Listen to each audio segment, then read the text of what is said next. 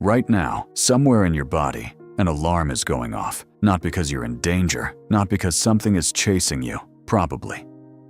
It goes off when you eat alone, when you scroll through your phone in an empty room, liking strangers' vacation photos like a ghost haunting the internet.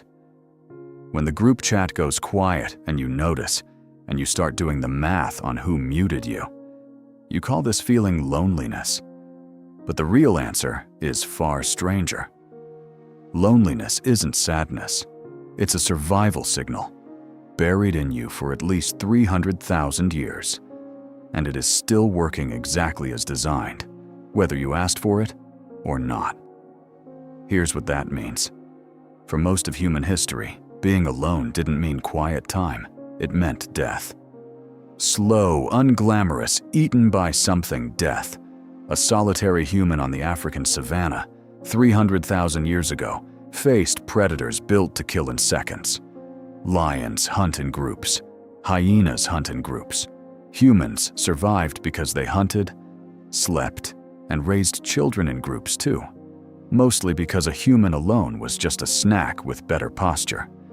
A human without a group had no protection, no shared food, no one to keep watch while they slept. Alone meant exposed. And exposed, for a slow, clawless, fangless primate, usually meant dead by Tuesday.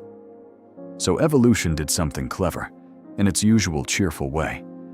It built a warning system, not for danger outside your body, for danger in your social position.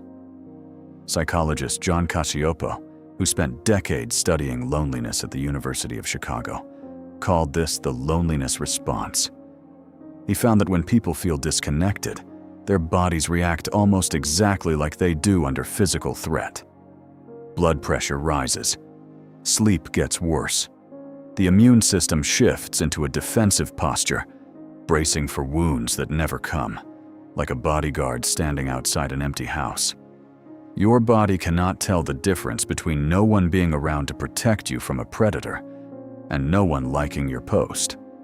The wiring is that old, and frankly, that petty. Here's where it gets stranger. Neuroscientist Naomi Eisenberger ran an experiment where people were excluded from a simple ball-tossing game while inside a brain scanner. Nothing physically happened to them. No pain, no danger. Just 3 people ignoring them, which, let's be honest, describes most group chats. And yet the exact same brain region that lights up during physical pain, the anterior cingulate cortex, lit up during social rejection. Being left out didn't just feel bad. It registered in the brain like an injury. Your ancestors' brains weren't being dramatic. They were being accurate. In a world where isolation could get you killed, feeling rejection like a stab wound was, unfortunately, the whole point. So why does this signal still exist? In a world with locks on doors and phones full of contacts you'll never actually call. Because evolution is slow, and modern life sprinted ahead without telling it. Anthropologist Robin Dunbar, who studied primate social groups for decades, found that humans are cognitively wired to maintain meaningful relationships with roughly 150 people, a number now known as Dunbar's number. Not thousands of followers. Not a feed of strangers you've never met and never will. About 150 people, with a much smaller inner circle you'd actually trust to hide a body for you. Your brain was built for a village. It got handed a platform with 3 billion users and no instructions. That's the twist. You can be more connected than any human in history, and your ancient alarm system still goes off because it was never measuring how many people know your name. It's measuring how many people would actually notice if you vanished tomorrow. This is why loneliness spikes not when you're physically alone, but when you're surrounded by people who don't really see you. A crowded room can feel more isolating than an empty one, arguably worse, since at least an empty room isn't pretending. Your body isn't counting people, it's counting bonds.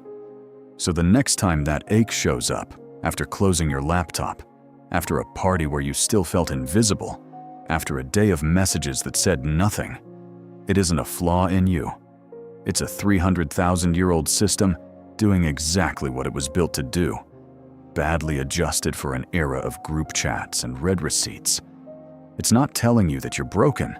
It's telling you to go find your group, preferably one that texts back. Right now, somewhere in your body, an alarm is still going off, and for the first time, maybe you understand exactly why it never learned to shut up.